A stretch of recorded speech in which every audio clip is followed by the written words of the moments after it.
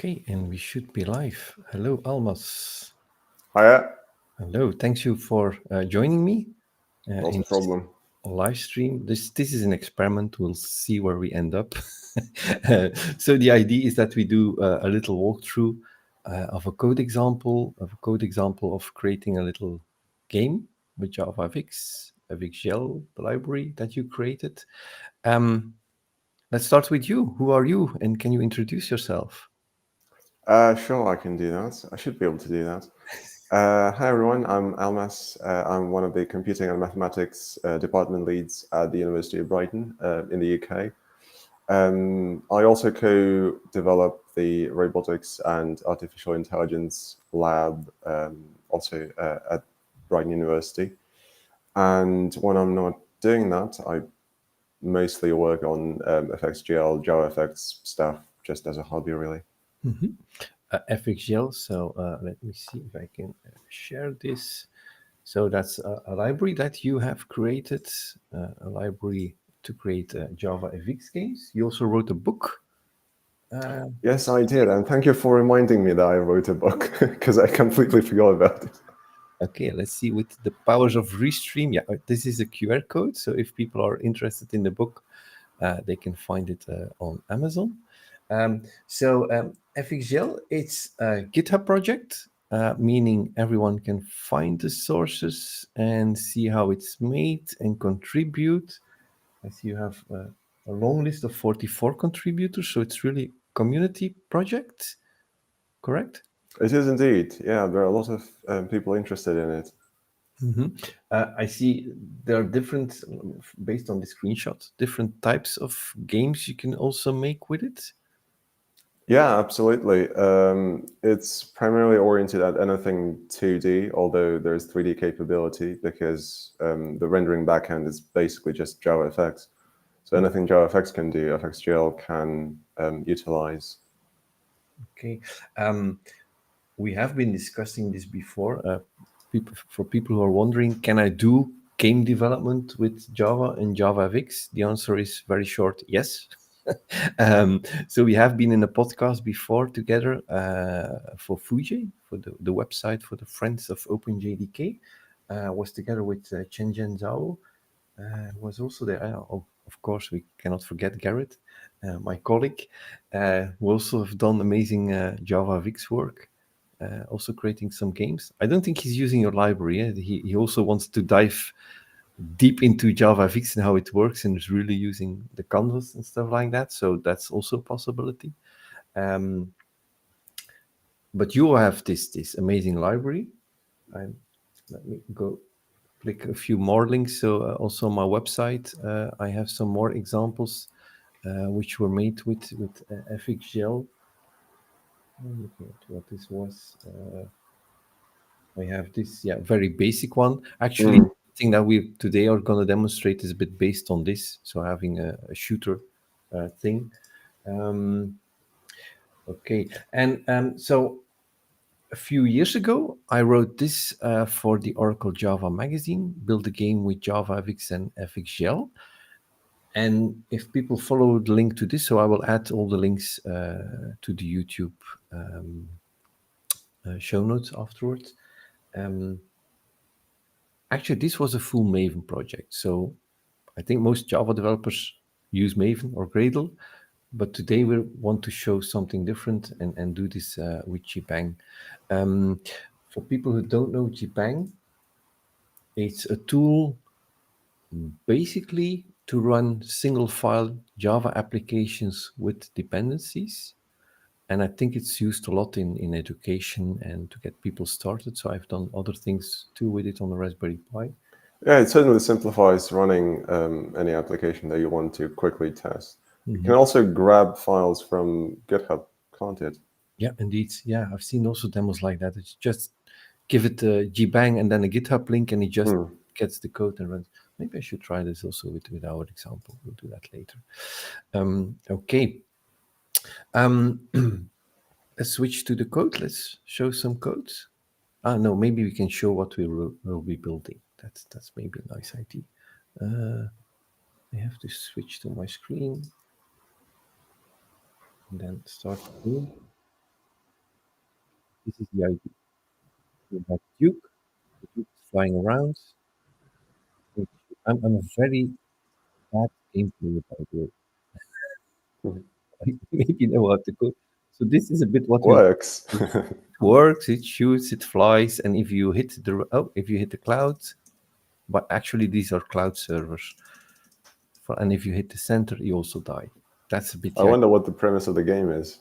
Is it to destroy all the servers? yes, actually, it should be catching servers something if you change the game. So this is a bit of the game that we're gonna show. Okay, let's bring in the code.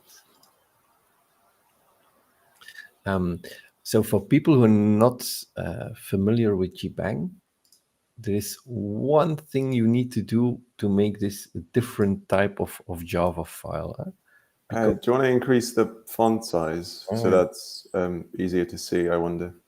okay, Because I can see it just fine, but for the sake of the stream. I think this is a bit better. Okay, let's make this smaller. Okay.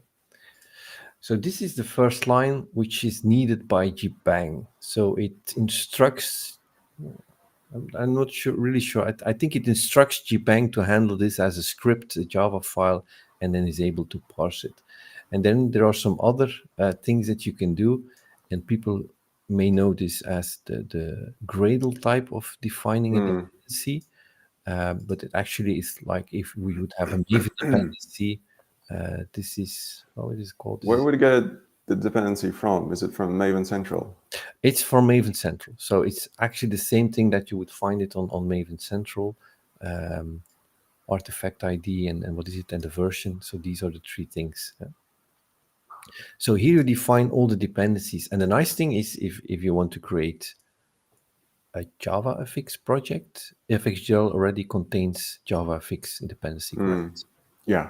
Yeah. So we only need one dependency. Yeah, when it comes to FXGL, it basically pulls everything in. So the only thing you need to depend on is FXGL. Yeah, okay. And then what I'm also using here is a reference to files, because you have a structure to include files in a project for FXGL, an assets directory. And here I have some textures. So I have some images. So this is the cloud, this is the Duke, and we have a bullet. So these are the three images I use. So it's still a one single Java file application, but it has some resources. It has these files. Okay. Okay. And we see, oh, we have Orango Mango following this stream. By the way, Orango Mango, if you don't know him, he's on Twitter. He's from Italy. I think he's pretty young. He's under 20s, and he's also creating amazing games with Java and JavaFX. I think he's also using FXGL, but has a lot of games that he creates directly in the canvas. So also follow him. Good. Back to the game. So we have this reference to the directory sources, and then by using the correct structure, assets, and textures, your library is able to pick things up correctly. Okay. Yeah, this is the imports we all know.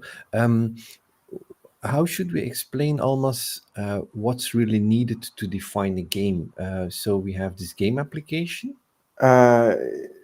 Yeah, for the minimal application, you'll just need to extend game application class and then provide the settings. Okay. That's effectively it. Okay. Everything else is optional. Okay, so I think we can just go through this. I think the minimal required overrides are in this example, I think. Yeah. So this example does a lot more than just the minimal application, but it covers all the basics. Yeah, okay. So yeah, we have some screen size. By the way, we're using this game in full screen. We have that here. So we have the initial settings. So I think that's the starting point. It allows to be full screen and it goes full screen. So I think this is a bit double. We probably don't need this if we have the other ones. Could that be correct? Well, the settings for width and height define what the resolution of the game is. Okay. Yeah. It's not necessarily the resolution of the rendering target. Yeah. So there's a difference between what the game size is and what the screen size is. So actually setting it to the screen size means there's a one-to-one kind of resolution difference. Yeah. In its input, that's probably one of those that you say that's not minimally required. So this is some additional thing. And this is what I really love how your library works. It makes it so easy. So we have this player entity. We'll come to that later when it's defined. But we can have links between the codes of the keyboard and then the action that it has to perform. So we give it the name, and then we can tell our component to do something. We will see later what this action really is doing. Yeah, that's right. It links any triggers to the actions. And triggers could be either key codes, which come directly from JavaFX, or mouse button presses, or if we're thinking kind of joystick type input, controller type input is also fine. Yeah. In fact, you could get rid of action name if you don't need it per se, because you're not going to be using menus, so they're not as useful. So they could be linked to a menu or something like that. Yeah. Okay. We have some game variables. I guess that's also not minimally required. So this is something additional we do. So we have something to keep track of the score, and we give our game 5 lives. Yeah, these could have been defined as kind of normal Java integers, but having them as game variables has a few advantages. One, they're globally visible, yet they're scoped, as in you can't easily change them as you would normally be able to change a global Java variable, but you can still have access to it if needed. Plus, they are backed up by JavaFX properties, so you can listen for any changes in those variables. It's almost like an integer that you can listen changes for. It's quite useful in the long run. Yep. Okay. And then we have our game.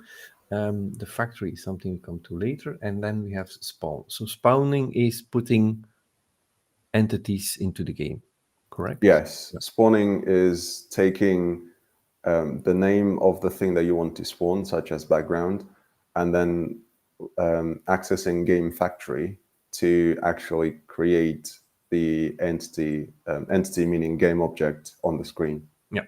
And I've used it here to put 2 fixed things in the game. So one is a background, and then the other one is that red circle we had in the middle with a certain radius, and that's how they are put on the screen. Okay, yeah. And then we have our player, which is called the Duke, the Java Duke, and then we also have some physics where you have the collision detection. Okay, and this is really nice. So, or maybe we should first go to the game factory and the entity types to make this more clear.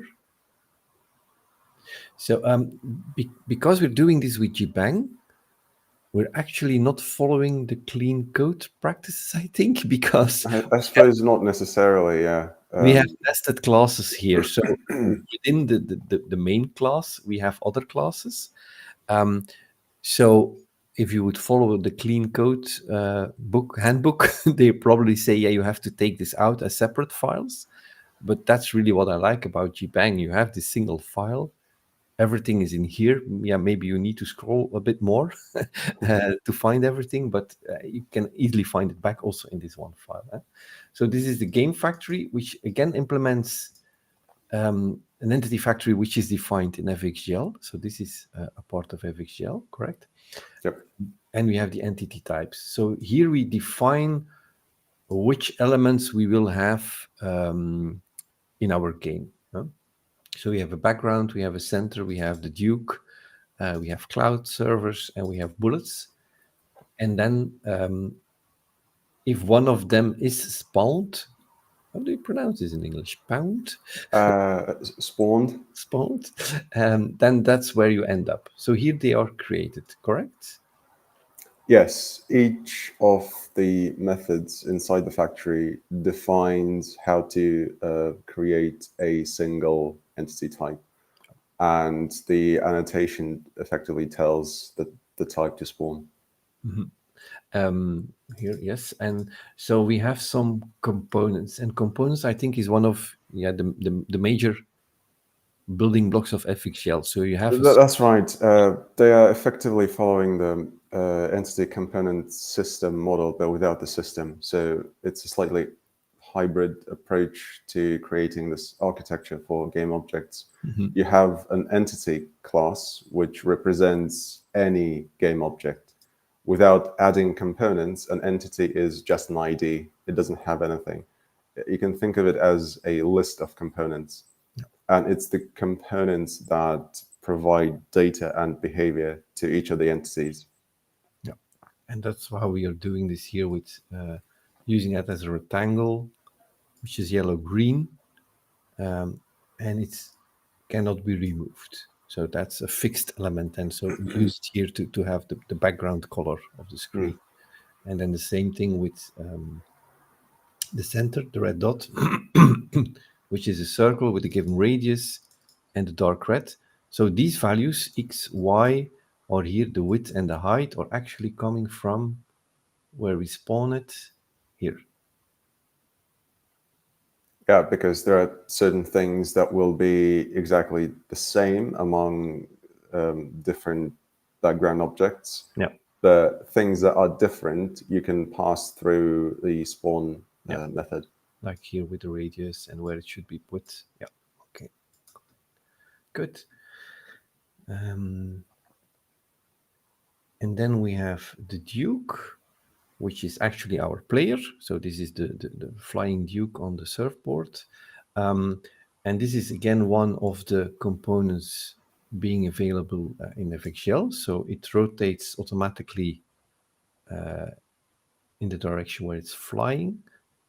But this player component is something which is defined here in the game itself. So this is really the implementation I did of how it has to behave in my application. And the same thing for the cloud component. So maybe we should go down a bit more.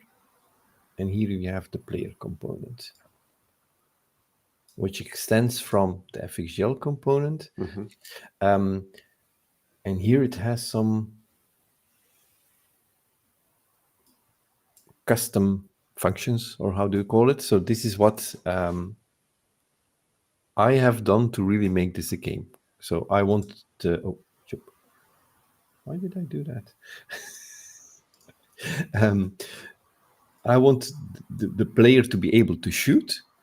So if I call the method shoot, it will spawn a new bullet, and it will start from the position of the player with some offset at an XY position, and put it in the direction of, what is the direction? It's based on where it currently is, I think. Yeah. And if it dies, then, and here we see those variables again that we defined before. Yeah, you have access to them from anywhere inside your game. You can increment them, you can decrement them, and you can bind to them as well. So here we have an increment of the lives, and here we have get the lives, and if we're out of lives, then the game is over.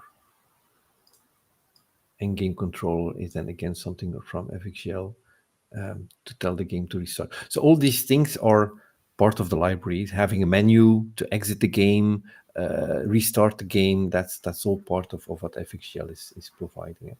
I think for people who want to experiment with this game, this is really where they can change values.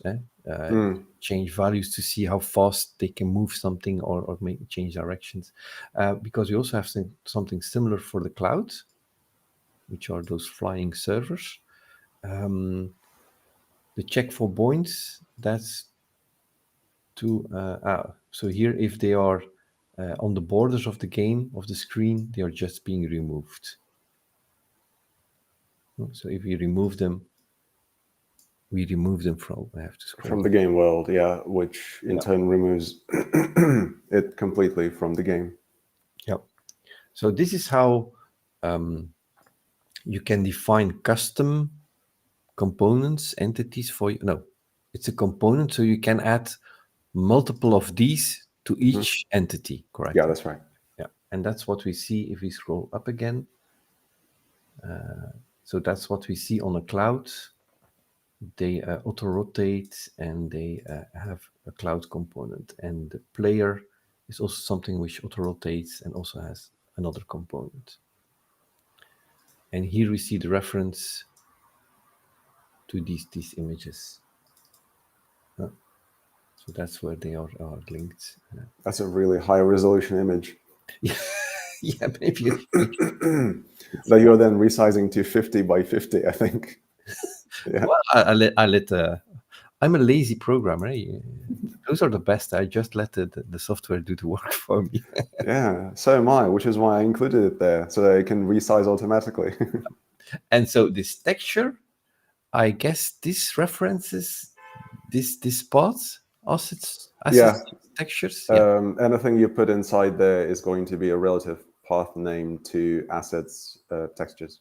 Yeah. Okay. So we can put whoever is experimenting with this can add extra images here, and then just reference it with the file name, and they will have a new game with other textures. Okay. Let's move up again. Where were we? So we had the physics, and here you have collision begin. So this is also making life easier for game developers. Is automatically detecting if things hit each other. Correct? Yeah, that's correct. Yeah. So if something which was spawned as a duke hits something which was spawned as the center, we tell the player to die, which sounds very bad, but it's a game. And if we have, what is this? A bullet and a cloud. So if we have shot a bullet and it hits a cloud, then we increment the score and we remove both the bullet and the cloud world. Which is, sounds logical. And then the die is here again, which is inside the player component. So we are inside the player component. Here we have the die, and it increments our lives with -1, and then all the other things. We've seen this before. Okay, up again. Inside physics, you can also import those enums statically, so only the names of the types are imported. That will hopefully simplify the collision handler. Yeah, that will make it a bit easier. Yeah, I can do some cleanup afterwards indeed. And then we have a UI. I think this is also optional. Yes, because I added here some labels and values to show the scores and the lives. And here they are bounded. So yeah, this is kind of what I was referring to when saying that you can bind to changes and you can bind to variables that you create. Effectively, they're just JavaFX properties. And then we just add them as nodes to the screen. So we have some XY positions here. Okay. And then see what we have here. Gets called every frame. So if the game is playing, then we get this being called at the capacity of your computer, I guess. So, yeah, it's not perfect yet, but it should come down to 1/60th as a value. So it's 0.0017-ish. Yeah, 60 frames per second. So what we do here with, what is the idea here? Okay. So we search in the game for entities of the type cloud. And if there are less than 10 clouds, we add a new one. Hmm. So that means that every tick it checks if clouds were removed because they reached the end of the screen, the borders of the screen, or they were shut by a bullet. So it adds again a new cloud in the middle of the screen. Okay. And I think that was the whole code. Yeah, that covers a lot of the basics, actually. I wonder if do we have live access to this? As in, do I have access to this? So you should be able to control this file because you are on Code with me. Do you want me to add a little animation Yeah. or something? I'm not sure if I can follow you now. How does this work? Let's go into, I don't know, shall we say init physics, so when something happens kind of thing. Let's go up. Init physics. When we increase the score, right? So that could be something. Yeah. And if we take a reference to the UI, which is in init UI. So what I want to be able to do is have access to the reference to the text object, which says score.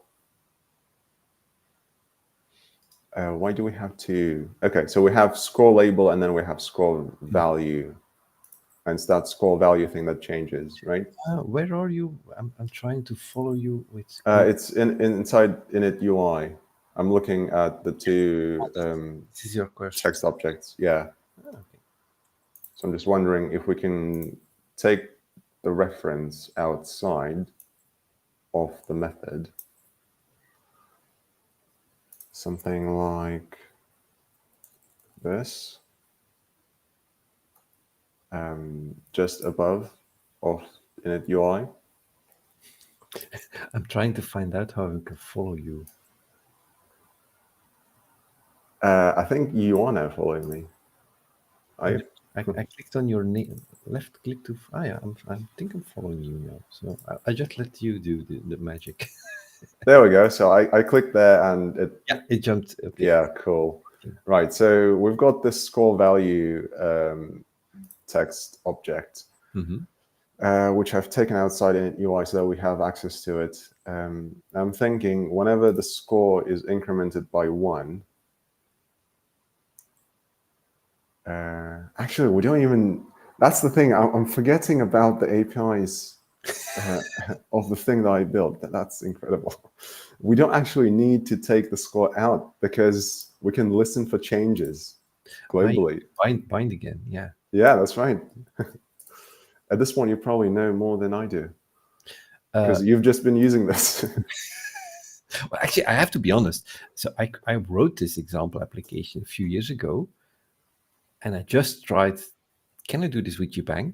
So I copied the whole thing from different classes into one single file. And I didn't need to change anything of the code. This just works. And I asked you, did a lot change in FXGL? But I think it's just as stable as Java and JavaFX themselves are. So all the things that people need are there. I see that you do really follow the updates of JavaFX, correct? With new versions? Yeah, I try to, and it's mostly actually the community as well who provide patches to FXGL's dependencies, which is really nice, particularly when new JavaFX version comes out. So that everything could be updated and synchronized with JavaFX versioning as well. So the next version of FXGL will be 21, which matches the JavaFX current version, which matches the Java version as well. Yeah. By the way, for people who are stuck to an older Java runtime, JavaFX 21 runs, I think, on Java 17, or is it 11? I don't know, but it goes back a few versions. So you don't need to be on Java 21 to run JavaFX 21. It can still go back to the previous long-term support version. Right, so effectively, I've only added this. It's all coming back to me now. Get IP stands for get integer property. And because score is a variable, as in a game variable, and it's treated so by FXGL, you can get its property value so that you can listen to it. So when it's new value, which basically means the code in here is the code that will run when any changes happen to score. And we have access to score value text object. So I'm just going to bring it down here and try and do something with it. Because it's a UI object. It's a by UI object, I mean anything that's JavaFX node subclass is a UI object. And that's the beauty of the UI in FXGL. It's just plain JavaFX. Yeah.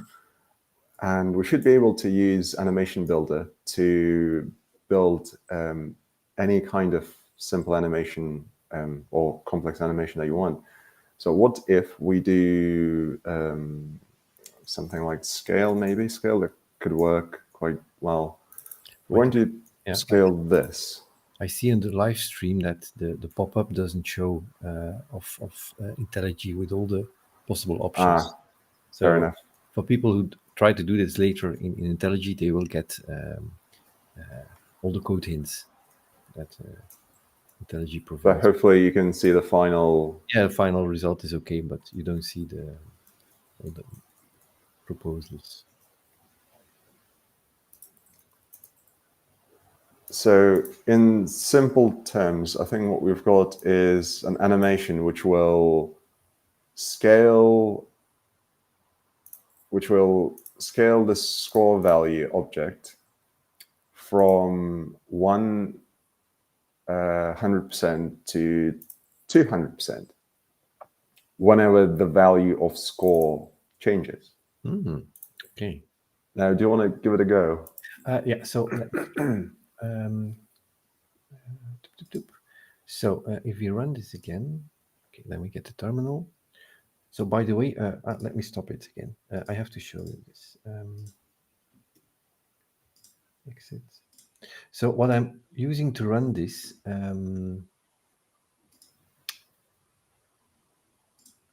so I am here on Java version.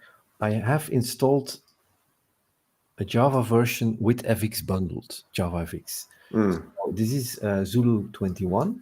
So for people who are on Mac or Linux, they should consider SDKMAN. I don't know if you know the tool. So it can list all the Java versions which are available for your system, which are, by the way, a lot. So yeah, of course I'm using Zulu. You see that I'm now using the versions 21.1.0.1 FX. So that's an OpenJDK which has JavaFX bundled. You can also install JavaFX separately, but I find this, and definitely for this kind of experiments, very easy. So I have installed JavaFX. And then to run this example, so I am in this directory where we have this file, and since Java, I don't know, 11, we can run Java code by just running it from the Java file, so you don't need to compile it anymore. But that only works if you use imports from OpenJDK itself. So in this project, we have an import from FXGL, and then you see it has a lot of errors. It doesn't find these imports. And that's why I said at the beginning, now we need this. So we tell JBang it can execute this code with JBang, and these are the dependencies. And now if we do, instead of Java, we run this with JBang, it will download the dependency if it has not done it before, and then you see it has compiled the application and runs it. Okay, and now let me share my screen again with the game, and let's see what happens. Let's make this a bit small. Okay, and now I have to play the game again and make some have some score changes. Yeah, I've seen score change. You see, it's on the top of. So that's the number which is growing there. Wow. Yeah. Damn. So that's your animation kind of intro, if you wanted to. I ran out of lives.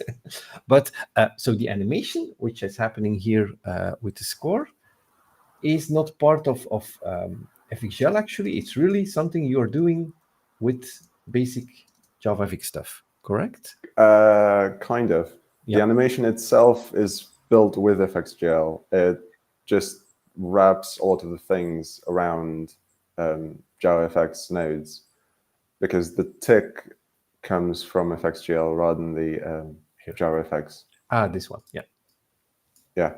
Yeah. So the built-in animations in JavaFX are also fine. So anything related to transition, I think they're called path transition, scale transition, and so on.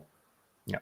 But they're driven by the animation timer from JavaFX, whereas this animation builder is driven by FXGL's timer. And you can build your own interpolators to go with it as well. Okay. Good. So this is something which I think is also explained in your book, I guess. It should be, yeah. I'm pretty sure it is at some Can't point. remember. No, I do not. Okay. I'm looking at the time. I see we have 40 minutes. I don't want to make this too long for everyone. What should people know? I have, yeah, you mentioned already that you can link to do this to other inputs.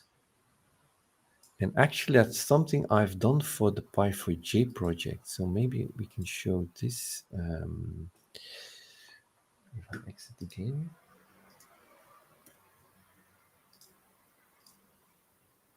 So for people who don't know Pi4J, Pi4J is a project to use Java on a Raspberry Pi and make use of the general purpose inputs and outputs. That's a mouthful. What I want to show you is that so you can have a box like this. So this is a Raspberry Pi with a lot of wires, as you can see, maybe on top of there. But this is the fun thing. You have the joystick. You have the joystick. You have buttons. And on the Pi4J website, we have described how you can combine a game like we just made, but instead of the key codes, you can actually connect it. I don't know if we have it here somewhere. No, I have to look and do the source code, I think. Example FXGL.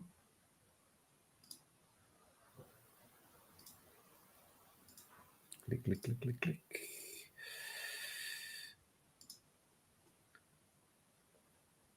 And we need to find the key code. Yeah, I think it acts as a wrapper, doesn't it? It wraps all the hardware input and then Yeah, probably. mocks the FXGL input, because any input that you can buy in terms of software in FXGL can be mocked, meaning you can trigger those things through anything, really. Yeah. So here we have the joystick inputs. And as you said, you're completely right. Your memory is better than mine. My memory is quite selective. So we have indeed the effect of the joystick up is connected to the key code up. And that's a fun thing. So this game, when running on a Raspberry Pi with the joystick, you can also still control it with the up and arrow keys, because that's what the joystick is simulating. So for testing, you can also execute this game on a PC and run it with the arrow keys. And if you move it to a Raspberry Pi and you have a joystick, you can connect it to the joystick ports. Okay. For people who are interested in Pi4J, I have another QR code to show with another amazing book, being mine. So for people who are interested in learning about Java on the Raspberry Pi, check the book on LeanPub. I'm wondering, did I add the FXGL sample already? Because it's a LeanPub book, so it's an ebook. That means I keep updating it. I will check if I have FXGL in there, and otherwise I definitely need to add it because this is a really great example and a fun example. Okay, is there something more we should show, or do we have the most important part? I think so. So the description of this project that we've just given is on my website, webtechie.be. Creating a Java game, FX game application in a single Java file with JBang and FXGL. So it has links to the sources. It describes the process and how to run it. It doesn't go deep into the code because that's what this video is for. So we'll add the video to this article. And then, yeah, I hope people have fun with this and experiment and see whatever they can build. And I guess on the FXGL GitHub project, there are way more examples, correct? Yeah, there's a separate repository as well called FXGL Games, which contains all of these projects that kind of range from beginner level to advanced, and they cover quite a number of use cases with respect to what you can build with FXGL. Yeah, so I see we have Flappy Bird. I'm just wondering, this potentially all of these could be modified to work with JBang just quite like that from repository, so that people don't even need to download it. Probably that they indeed can. Yeah, because I said I did some bad practice by combining all the classes into one file. You can instruct JBang also to use separate classes. So it should probably, maybe we'll need to check with the creator of JBang and ask if he wants to help us here because these are really great examples. Yeah, that'd be quite nice then, just to be able to run any of these examples just like that. For people who are looking for an example of how you can use an external, a separate class, I've done something like that. We should really build a game for Raspberry Pi. Yeah. Because you can't go better than that, an actual use case. Yeah. So that's probably our next video then, a more extended example of running a game with JBang, and then we can probably take one of your examples. My son was asking that when I thought I was creating a game with you today on YouTube, is it Pong? But I see you have Pong as one of your examples. So maybe we can just rework that one to be a JBang. Yeah, that shouldn't actually be a problem because it's just matching.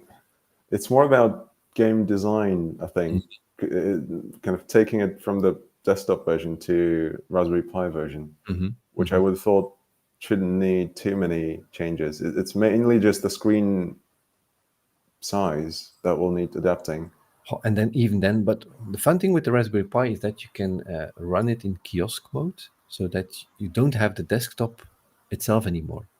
So if people want to build an arcade game-like thing and you don't want people to click on open the browser and run anything on this machine, you can just limit the screen to have your application in Java. That's also something we have described on the Pi4J website, running JavaFX in kiosk mode.